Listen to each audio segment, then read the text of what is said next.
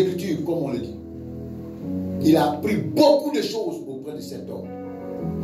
Et quand les disciples ont commencé à gagner des âmes pour le Seigneur, il a commencé à persécuter l'église de Jésus, à frapper des femmes, des enfants, jetant les hommes en prison comme il voulait, parce qu'il avait l'autorisation de le faire. Il persécutait l'église. Il a fallu que lui-même, un jour, que Jésus se révèle à lui. Amen. Sur le chemin de Damas, pendant qu'il partait pour persécuter encore les chrétiens. Et quand le Seigneur s'est révélé à lui, il a changé complètement. Amen. Alléluia. Amen. Vous voyez cela dans le livre des Actes, chapitre 9. Vous allez voir comment a été sa conversion. Elle a été puissante, radicale. Dieu l'a pris là pour le transformer. Amen. Parce que la parole qu'il a reçue, il n'a jamais marché avec Jésus.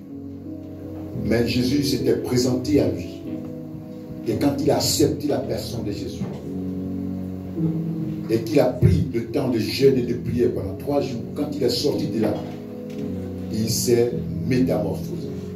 Il est devenu une autre personne. La doctrine qu'il combattait, c'est elle qui va maintenant défendre. Alléluia. Amen. La parole de Dieu nous dit que l'apôtre Paul est quelqu'un que Dieu utilisait puissamment. Très puissant. Et quand on peut voir, même dans les Écritures ici, il a écrit plus de livres que ceux qui étaient à côté de Jésus pendant toutes ces 3 années de ministère. Parce qu'il savait beaucoup de choses.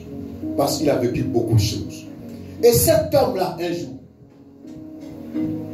a prié Dieu.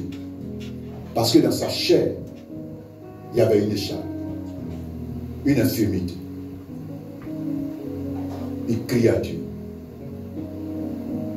Mais l'apôtre Paul prie pour les malades sont guéris. Les paralytiques marchent, les aveugles voient. Les miracles sont opérés au quotidien. Il passe et puis des hommes, son homme guérit des personnes comme Pierre. Des miracles s'opéraient au travers de cet homme. Il prêchait la parole de Dieu dans la vérité.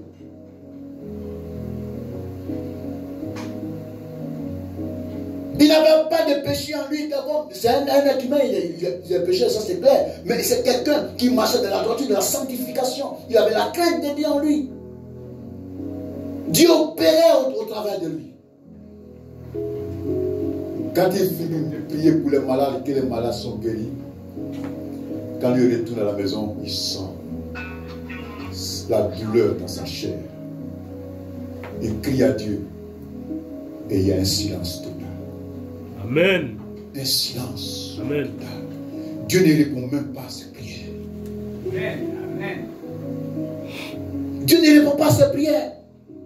Il va prendre le temps de jeûne de prière certainement. Mais Dieu reste silencieux à sa prière. Amen. Bien-aimés dans le Seigneur, et vous, les sœurs et les frères consacrés d'hier, il va arriver des moments où vous allez prier pour des personnes qui sont malades et vous allez voir cette personne guérie.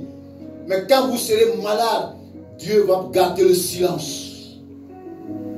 Il va garder le silence. Vous allez prier pour des personnes qui n'ont aucun papier. Cette personne-là va avoir des papiers. Cependant, toi-même, tu as un problème de papier. Je vous dis les choses que j'ai vécues personnellement. Je suis venu en France ici en 2000. J'ai eu les papiers en 2018. Aïe.